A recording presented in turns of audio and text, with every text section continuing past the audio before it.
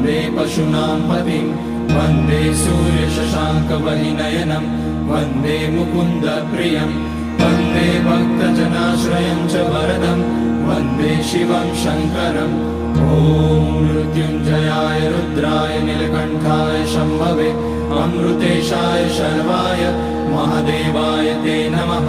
नमस्तेस्तु भगवन् विश्वेश्वराय महादेवाय त्र्यम्बकाय त्रिपुरान्तकाय त्रिकाग्निकालाय कालाग्निरुद्राय नीलकण्ठाय मृत्युञ्जयाय सर्वेश्वराय सदाशिवाय श्रीमान् महादेवाय नमः। ॐ नमः शम्भवाय च मयोभवाय च नमः शङ्कर